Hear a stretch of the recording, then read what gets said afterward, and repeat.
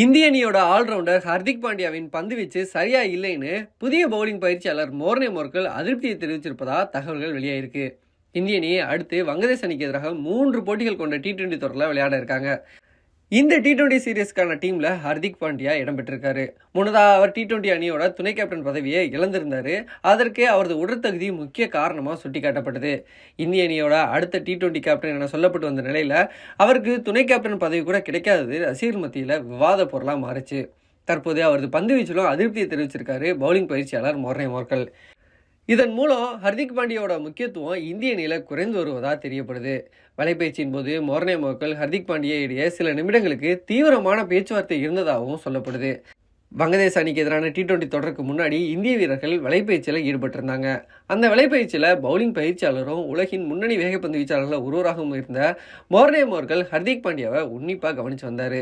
அவர் ஓடி வந்து பந்து வீசும்போது எதிர்முனை ஸ்டம்புக்கு மிக அருகில் செல்வதை அவர் கவனித்தார். பின்னர் ஹர்திக் பாண்டியாவிடம் அது குறித்து தனது அதிருப்தியை தெரிவித்ததோடு அவரது ஓட்டத்தை மாற்றுமாறும் கேட்டுக்கொண்டார். அது குறித்து அவர்கள் இருவரும் நீண்ட நேரம் பேசினாங்க. பின்னர் ஹர்திக் பாண்டியா தனது பந்துவீச்சு முறையை மாற்றும் முயற்சியில் இறங்கினார். தற்போது அறிவிக்கப்பட்டிருக்கும் இந்திய T20 அணியில் மயங்க் யாதவ், ஹர்ஷித் ராணா, ஹர்ஷிப் சிங் ஆகிய 3 வேகப்பந்து வீச்சாளர்கள் இருக்காங்கன்றது குறிப்பிடத்தக்கது. இவங்க 3 பேரை தவிர்த்து சிவம் துபே மற்றும் ஹர்திக் பாண்டியா அணியோட வேகப்பந்து வீச்சு ஆல்ரவுண்டராகவும் இருக்காங்க.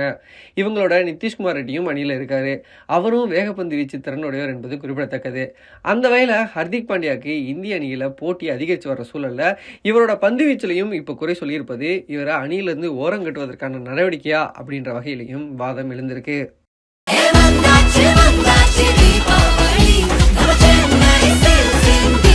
எண்ணம் போல் வண்ணங்களுடன் கொண்டாடு The Chennai Silks ஆடைகளுடன். Let the celebrations begin.